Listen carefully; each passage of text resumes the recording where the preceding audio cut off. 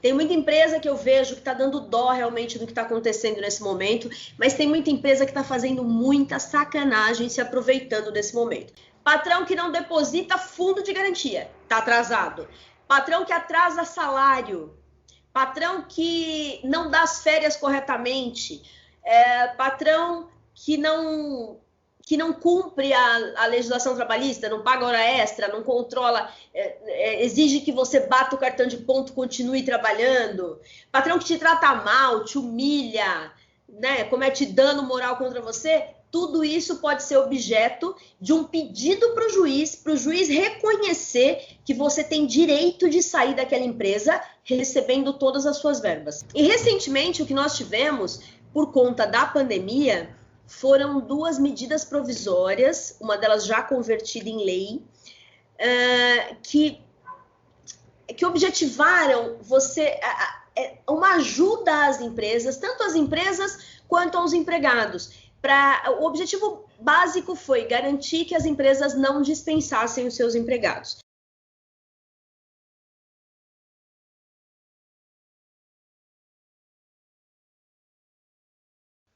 A minha convidada já está na tela. A minha convidada é a advogada Márcia Correia. Márcia, muito obrigado por você estar aqui conosco, viu? Cacá, é um prazer enorme falar com você e com seus ouvintes. Obrigado, Márcia. Antes de começarmos, eu vou pedir para as pessoas que ainda não estão inscritas no nosso canal que façam a sua inscrição, né? Que deixem o seu like, que acionem o sininho. Você sabe, né, Márcia? A gente precisa dessa ajuda para o canal crescer. E a Márcia, como eu já disse, a Márcia é uma advogada das mais eficientes do Brasil. Inclusive, eu fiquei sabendo que tem o ranking Datafolha da Justiça e ela aparece ali nas cabeças em vitórias. A Márcia mexe muito. A Márcia trabalha tanto para empresas, né, Márcia, como para pessoas físicas, para trabalhadores. Mas o nosso assunto hoje são as dúvidas trabalhistas, né? Márcia, para a gente começar, deixa eu lhe perguntar: existe alguma reclamação trabalhista nesses anos que você trabalha e que faz tanto sucesso, que é campeã, assim, das pessoas pedirem? Existe alguma coisa, assim, bem específica que as pessoas pedem muito ou não? Ou são muitas coisas? O legal aqui, só contextualizando um pouquinho o que eu faço, o legal é que a gente faz uma assessoria empresarial aqui no meu escritório. Então, eu trabalho tanto para a empresa quanto, de repente, para o empregado em algumas reclamações trabalhistas. Tem umas empresas aí que me odeiam, não sei porquê, assim, não entendo, não sei porquê, mas tem, sabe?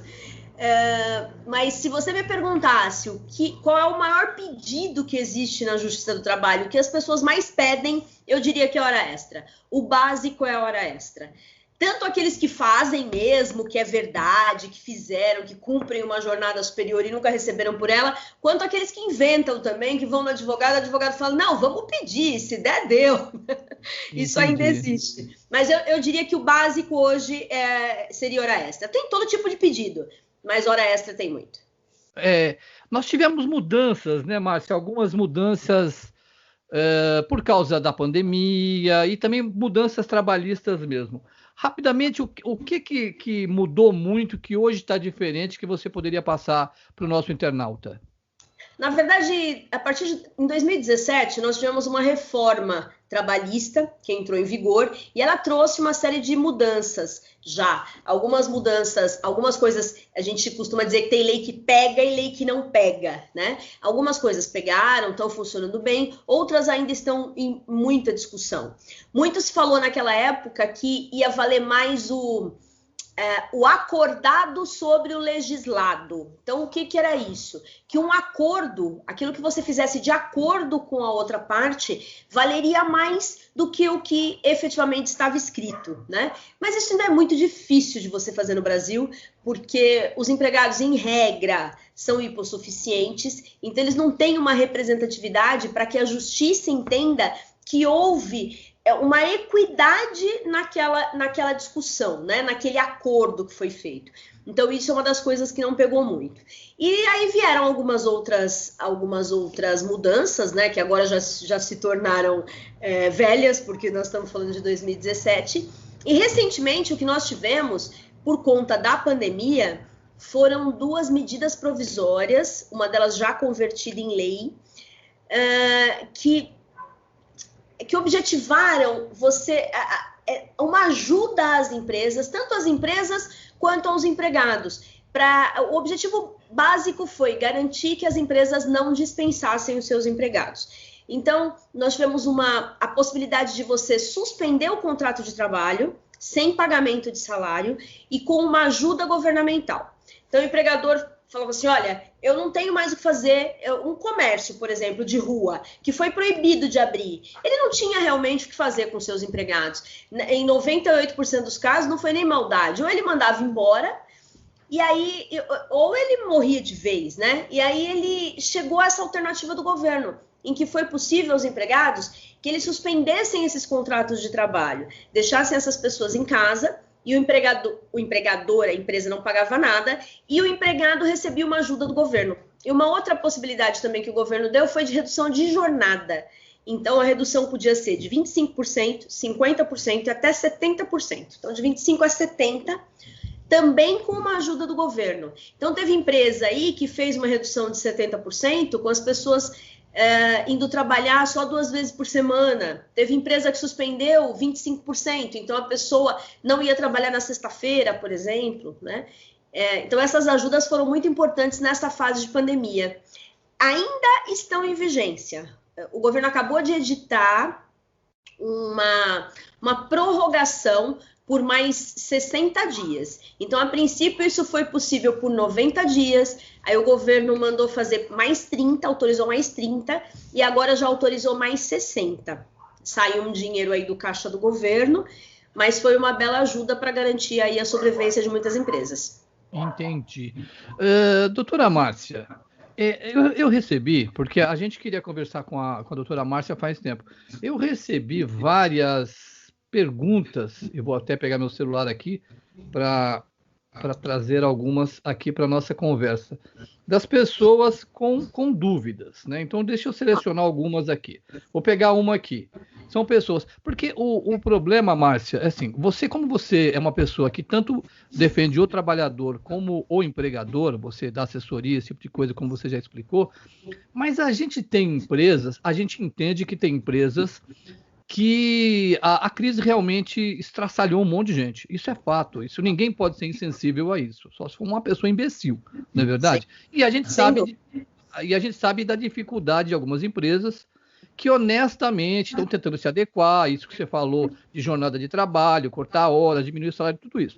Mas tem empresas que a gente sabe que são pessoas que já vinham claudicando, que já vinham com as pernas bambas, e algumas que não são empresas que a gente pode dizer que são empresas com uma moral boa, essas empresas estão aproveitando para fazer algumas, com todo respeito, alguma sacanagem.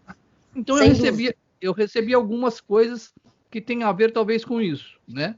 Ou não, mas tem. Por exemplo, aqui vem uma pergunta, eu não vou identificar as pessoas para não ter problema, né?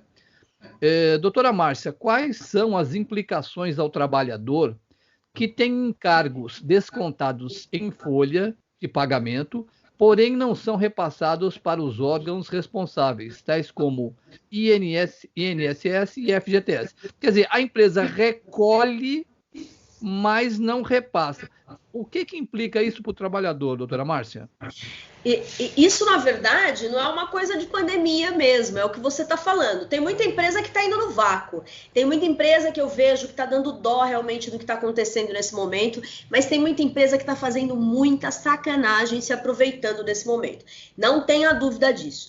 E a empresa dizer, por exemplo, que não está recolhendo encargos por conta da pandemia é uma dessas histórias. Algumas coisas a empresa obteve também por lei o direito de não recolher nesse momento, como é o caso do fundo de garantia, por exemplo. Tem um diferimento aí. Mas eu tenho certeza que a sua pergunta não é fundada nisso. É justamente daquelas empresas que, de modo recorrente, descontam do empregado e não repassam para os órgãos. O fundo de garantia é um dinheiro do trabalhador. Então, ele é descontado do trabalhador e é depositado para o trabalhador. A partir do momento que... na verdade, ele não é descontado do trabalhador, tá? Ele é um plus que a empresa tem que pagar mês a mês para o trabalhador. Quando ela não paga isso para o trabalhador, ela está lesando esse trabalhador. Então, A implicação para o trabalhador é uma lesão, ponto. Então, ele pode depois, foi mandado embora, vai lá buscar o seu fundo de garantia, não está lá depositado. Então, isso é uma lesão. O modo que ele tem de suprir isso é com uma reclamação trabalhista. Ele pode fazer essa reclamação trabalhista tanto no curso do trabalho, enquanto ele está trabalhando, ou quando ele for mandado embora. Normalmente, quando está trabalhando, a pessoa não faz, porque tem medo das represálias, né? Claro. Mas também, se ele conseguir provar depois que houve represália em função dele ter entrado com reclamação trabalhista, ele pode fazer uma nova reclamação trabalhista, tá? Por dano moral, enfim. Mas normalmente as pessoas preferem esperar sair. No curso, enquanto ele ainda está trabalhando, e se isso estiver acontecendo, ele pode fazer uma denúncia anônima para o Ministério Público do Trabalho, para a Secretaria de Trabalho e Emprego, que agora não é mais ministério, né, mas é uma Secretaria do Trabalho. Ele pode fazer denúncia, a empresa pode sofrer uma fiscalização, ser autuada e ser obrigada a recolher o fundo de garantia. No caso do INSS, só complementando, já é diferente, porque o INSS é descontado do empregado. Então, o INSS é crime. O que a empresa, o que o patrão está fazendo, se ele recolhe, retém e não recolhe, é crime. E ele pode ser processado criminalmente, e isso é uma coisa que ainda funciona bem no Brasil. A apropriação indébita é crime, ele não pode fazer isso. Às vezes o empregado depois, quando vai se aposentar, tem todo um período que não tem o recolhimento, que foi retido dele, mas não foi recolhido, e ele encontra uma grande dificuldade de se aposentar, por exemplo, ou de conseguir um benefício, um auxílio-doença. O INSS não pode fazer isso, ele tem que procurar um advogado e ele vai conseguir receber, mesmo a empresa não tendo recolhido, mas dá muito trabalho para ele, sem dúvida nenhuma. Doutora, deixa eu ver se eu entendi. O que é recolhido direto no salário, é uma porcentagem, o que é? É o FGTS ou o INSS? É o FGTS. 8% daquilo que o empregado ganha é recolhido a título de fundo de garantia. Deixa eu só explicar um pouquinho o que é o fundo de garantia. Antigamente, no passado, os empregados não poderiam ser mandados embora. Era como se fosse proibido mandar embora. E se você mandasse embora, você tinha que pagar uma indenização, uma alta indenização. E aí, com a Constituição, isso foi alterado, e aí deixou de existir essa indenização. Mas, em contrapartida, para que o empregado tivesse uma certa garantia ao ser dispensado, então as empresas foram obrigadas a recolher esse fundo de garantia, que é como o próprio nome diz, é um fundo de garantia por tempo de serviço. Quanto mais tempo você fica, mais você acumula dessa verba. Então, esse é o fundo de garantia. Então, 8% todo mês daquilo que o empregado ganha é depositado nessa conta, que ele só tem o direito de sacar se ele for mandado embora sem justa causa. Se ele for mandado embora por justa causa, ou se ele pedir demissão, ele não saca o fundo de garantia, mas fica guardadinho lá. Numa próxima oportunidade, depois de seguir algumas regras, ele vai pegar 3 anos depois, enfim. Mas esse é o fundo de garantia. Então, esse é o que é sobre o salário, mas não é descontado do empregado, é um plus. Entendi. Quer dizer, esse daí não passa. Qual dos dois que o empregador faz a sacanagem e não deposita? Esse também o empregador pode fazer a sacanagem e não depositar. Tá? É uma obrigação que o empregador tem, embora não seja descontado do empregado, é uma obrigação. Então, o empregador tem que depositar. E se ele não deposita, você está sendo lesado, porque esse dinheiro não vai estar lá na tua conta. É quando você for mandado embora, que você está contando que pelo menos você tem aquele dinheirinho para se manter algum tempo, você não vai ter porque ele não depositou. Mas esse não tem crime. O crime vai estar na apropriação indébita, que é o do INSS, porque o INSS é descontado de você. O INSS é o que você paga para a Previdência, né? Então, uma parte é descontada do empregado e a outra parte é paga pelo empregador. Então, por exemplo, em regra, o empregado, ele paga de 8% a 11% do salário dele. É descontado. Mas o empregador, ele pode recolher até 28%, por exemplo. E aí ele retém de você uma parte e é obrigado a recolher, porque aquele dinheiro não é dele, é do INSS. Ele descontou da folha de pagamento, mas ele tem que recolher. Quando ele não faz isso, é o crime de apropriação indébita que a gente fala. Entendi. E que prejudica o empregado na hora que ele tem que buscar o INSS. Ele vai lá, por exemplo, quebrou o pé. Aí ele tem que se afastar pelo INSS. Quando ele chega lá para afastar, ele fala, não, você não vai se afastar não, porque você não está recolhendo. Porque o INSS é como se fosse um seguro. Tanto é que é Instituto de Seguridade Social, né? Instituto Nacional de Seguridade Social. Mas aí você... É como se fosse um seguro. Aí quando chega lá, fala, não, você não tem mais direito de usar esse seguro porque você parou de pagar. Mas aí o empregado entrando com uma ação, claro que dá muito mais trabalho, né? Ele consegue isso, tá? Entendi. Você vê que aqui, ó, uma outra dúvida que tem a ver com o INSS. O que acontece se um funcionário pede demissão e a empresa que não tiver depositado o seu INSS vir a falir?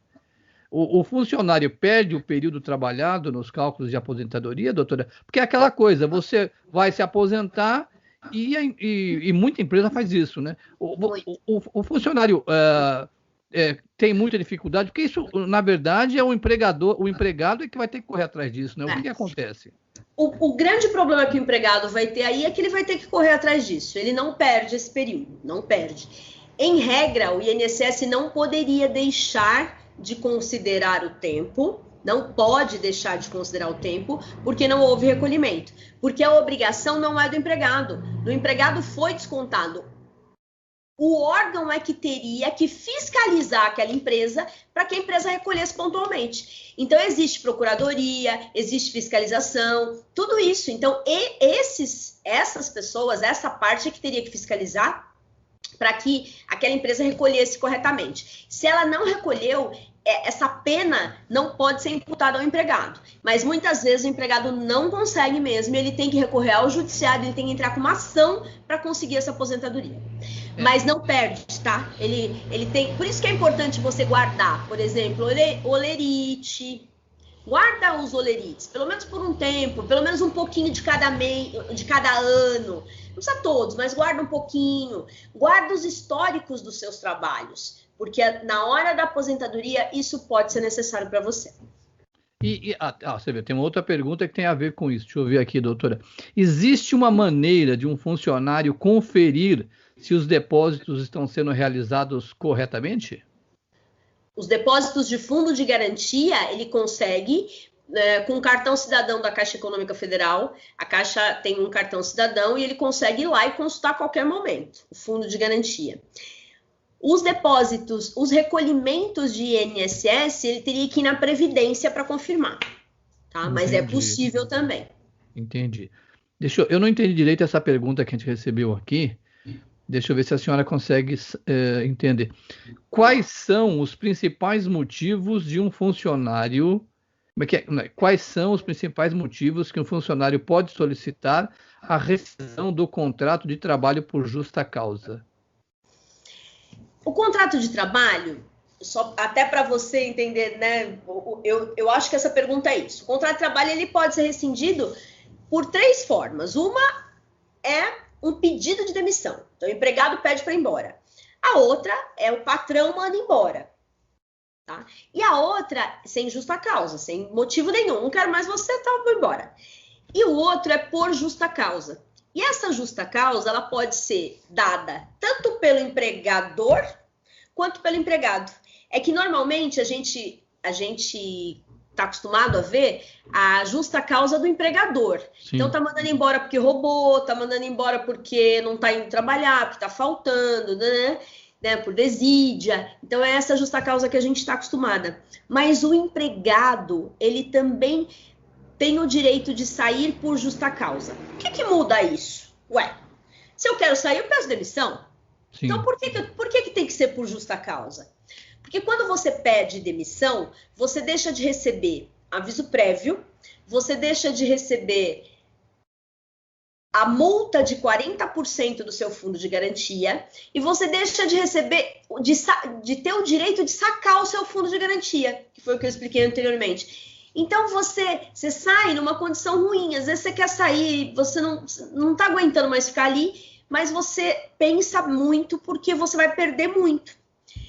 E aí, se você tem motivo para sair, né? Se você tem justificativa, mas aí você não precisa pedir demissão, porque aí você não vai perder tudo isso. Aí é que entra a justa causa do empregado. Então, por exemplo, Patrão que não deposita fundo de garantia, está atrasado. Patrão que atrasa salário. Patrão que não dá as férias corretamente. Patrão que não cumpre a legislação trabalhista, não paga hora extra, não controla, exige que você bata o cartão de ponto, continue trabalhando. Patrão que te trata mal, te humilha, né, comete dano moral contra você. Tudo isso pode ser objeto de um pedido para o juiz reconhecer que você tem direito de sair daquela empresa recebendo todas as suas verbas. Aí você vai sair, né, do mesmo jeito que você pediu demissão, você sai. Você vai sair, mas sem o pedido de demissão escrito, e vai pedir para o juiz reconhecer o seu direito de sair. Aí você recebe o aviso prévio, o fundo de garantia, a multa do fundo de garantia, e tem direito a sacar o seu fundo de garantia. Essa é a principal diferença. Entendi. E a senhora, dentro dessa resposta que a senhora nos deu, essas empresas, eu sei que algumas estão passando por dificuldades de forma, vamos dizer, correta, sem usar da sacanagem. Outras não, como a gente já comentou. Agora, por causa da crise, tanto a que está agindo de forma normal, né, sem usar sacanagem, tem empresas atrasando salários, né? A pergunta que não está aqui, mas me ocorre, é a seguinte: o funcionário entende a situação do país, entende a situação da empresa, e vai aceitando, aceita um pouco daqui, aceita um pouco dali. O que eu lhe pergunto é: até que ponto o funcionário pode aceitar esse atraso? Você entendeu? Eu acho que o atraso, teoricamente, não deveria aceitar nunca, porque o funcionário ele está alugando a sua força de trabalho, ele tem que ser pago por isso. Mas a gente entende a situação, entendeu? Na maioria dos casos. Mas até quando? 10 dias? 5 dias? Quando você acha que... Quando a senhora... quando a gente pode chegar no ponto de falar, peraí, aí já estou atrasado, atrasou um mês. Existe um limite ou isso depende muito, doutora Márcia? Não existe, não vai existir um limite. Por que não vai existir um limite? Porque isso não é legal, isso não está na lei, essa possibilidade não existe. Veja você que eu comecei falando que o governo deu algumas alternativas para os empresários para passar por essa fase. Em nenhum lugar está escrito que uma dessas alternativas é atrasar o salário. Não está. Então, isso não é uma alternativa. O empregador, ele pode usar de outras alternativas. Se eu não estou conseguindo te pagar, é porque eu não estou precisando da sua força de trabalho. Né? Porque se eu não estou conseguindo te pagar, é porque eu não estou vendendo. Se eu não estou vendendo, eu não preciso de você aqui. Se eu não preciso de você aqui, eu suspendo o seu contrato nos termos da lei. Agora, o que eu não posso é deixar você aqui, ter necessidade da sua força de trabalho e dizer que não tenho dinheiro para te pagar. Ué, se eu estou trabalhando, se você tá, vamos supor que é um comércio, eu estou trabalhando, você está vendendo, como é que você não tem dinheiro para me pagar? Tem alguma coisa errada aí nessa história, né? Então, o atraso, ele não é uma possibilidade legal, essa possibilidade dada ao empregado. Tem alguns juízes que têm dado algumas liminares para empresas deixarem de pagar acordos, algumas coisas assim, mas normalmente de gente que já saiu, são acordos, então é gente que já saiu e tal. Eu não vi nenhuma liminar, por exemplo, que autorize atrasar salário. Eu posso ver, talvez, uma liminar que autorize não dar uma multa porque atrasou, mas não que autorize atrasar. Portanto, não existe um prazo. Claro que, por bom senso, o empregador chega para você daquela forma correta, você tá vendo que tá tudo certo, fala, não vou conseguir te pagar hoje, hoje é dia 20, mas eu vou te pagar dia 26, porque dia 25 vai entrar essa fatura, dia 26 eu vou te pagar. Claro, eu acho que é super compreensível, você vê. Agora, você vai ter empregador que você trabalhava 8 horas, você tá trabalhando 9, você tá tendo que fazer hora extra, você está produzindo pra caramba, e ele vai dizer que não tem dinheiro para te pagar, aí você já começa a entrar na parte da sacanagem, né? E atraso de salário é o maior daqueles motivos do pedido de rescisão indireta que eu te disse. Algumas coisas os juízes ainda discutem. Por exemplo, você vai falar, e as férias não são concedidas regularmente, não é certinho. Aí o juiz fala, isso não é motivo grave, isso daí você poderia entrar com uma ação só pedindo as férias, isso não é grave, mas atrasou salário é grave, ponto. Para o juiz é super grave, e é mesmo, né? Todo mundo tem as suas obrigações a cumprir, ponto. Claro, claro. E a senhora falou alguma coisa aí de algumas situações que os juízes estão aceitando algumas regras, coisa e tal. E uma pergunta que eu acho que tem a ver com isso. Em caso de demissão, um funcionário é obrigado a aceitar que suas verbas rescisórias sejam pagas em parcelas? Não, não é obrigado. Isso não existe na lei, não é um procedimento que está na lei. Isso pode ser feito um acordo. E mesmo assim, isso também vai entrar um pouquinho, Cacá, numa pergunta que eu não sei se você me fez ou você cogitou fazer, né? Mesmo assim, às vezes o empregado ele aceita, porque ele tem que aceitar. Naquele momento, ele fala, o atraso de salário, por exemplo. Ele aceita porque ele tem que aceitar. O que ele vai fazer naquele momento? Ele não pode falar, não, então eu vou embora, porque ele fica sem nada. Então ele vai aceitando. Nada impede que depois ele vá na justiça pegar isso de volta. Pedir um ressarcimento em função dessa perda que ele teve. Da mesma maneira, é esse pagamento parcelado. Nada impede que ele receba dessa forma, não porque ele quis, mas porque foi imposto. Porque se ele disser, não quero, o empregador normalmente vai dizer para ele, então não te pago.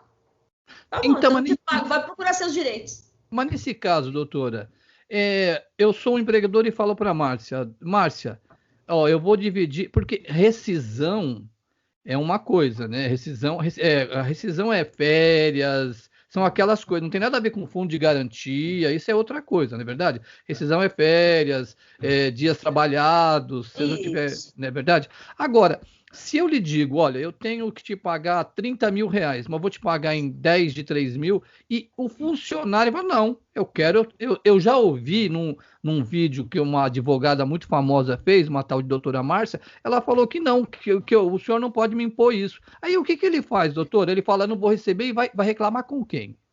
Ele vai direto na Justiça do Trabalho. Ele pode fazer aquele mesmo caminho que eu te falei, de uma denúncia. Ele pode denunciar para a Secretaria do Trabalho, né, que é o antigo Ministério do Trabalho. Ele pode fazer uma denúncia para o Ministério Público do Trabalho, que é o Ministério Público, que é essa coisa que todo mundo vê aí, foi o Ministério Público que acusou, é o Ministério Público que achou, né, os problemas da Lava Jato. O Ministério Público é um órgão que fica aqui do lado do Judiciário, mas ele é um fiscal da lei. A função do Ministério Público é fiscalizar a lei. Portanto, se chega uma denúncia ao Ministério Público, ele vai ver se aquela denúncia é de alguma fraude à lei. Se for, como é o caso, ele vai atuar. Então, ele pode reclamar para o Ministério do Trabalho, o antigo Ministério do Trabalho, que agora é Secretaria, ele pode reclamar no Ministério Público do Trabalho, ele pode ir direto na Justiça do Trabalho, lá no próprio prédio tem uma sala em que ele pode dizer, eu não tenho advogado, mas eu quero aqui reclamar a respeito da minha empresa, ou o que é mais prudente é ele procurar um advogado da confiança dele, da confiança de algum familiar, uma pessoa indicada, que vai dar para ele todas as orientações e pode ingressar com uma ação trabalhista imediatamente. Ok. Doutora, nós temos outras perguntas, mas nós chegamos no final aqui do nosso vídeo. Eu vou propor uma coisa para as pessoas que tenham mais dúvidas. Eu vou propor que a doutora Márcia volte, porque existem várias outras situações. E aí ela vai responder mais dúvidas. A senhora aceita, doutora Márcia? Sem dúvida, pode ficar à vontade sempre que você precisar. Hoje eu sei que o assunto trabalhista ele está muito em evidência, mas nós temos outras questões que são assim de fundamental importância e que às vezes as pessoas não conhecem, como por exemplo responsabilidade civil. Responsabilidade civil é um tema em voga hoje e às vezes as pessoas não conhecem. Eu tenho uma cliente que ela foi fazer uma cirurgia, por exemplo. Era uma cirurgia simples e ela quase perdeu as duas pernas, por conta de um erro médico e um erro do hospital. Claro que eles nunca vão dizer para você que foi um erro, mas foi, e nós provamos, e ela está sendo indenizada pelo hospital, pelo médico, por todo mundo. Ela não consegue trabalhar hoje, depois de 6, 7 anos, tamanha dor que ela sofreu com aquilo. Isso é responsabilidade civil, que acontece em todos os âmbitos. Uma batida de carro, bateu meu carro, eu fiquei sem usar o carro, sem poder usar, isso é indenizável. Né? Então, todo tipo de dano que você tenha é indenizável. Então, tem uma série de coisas, né, dentro do direito que às vezes as pessoas não conhecem seus próprios direitos ou têm uma série de dúvidas a respeito dele. Que legal. Eu fico à disposição. Sim, obrigado, doutora. Então, já vou pedir às pessoas que estão assistindo a esse vídeo que deixem aqui nos comentários, aqui logo abaixo, as suas perguntas. Ou nós temos também e-mail no nosso canal, pode mandar no e-mail e nós voltamos a falar com a doutora Márcia. Doutora Márcia, muito obrigado pela sua participação, viu? Imagina, foi um prazer falar com vocês e sempre que for necessário estarei aqui à sua disposição.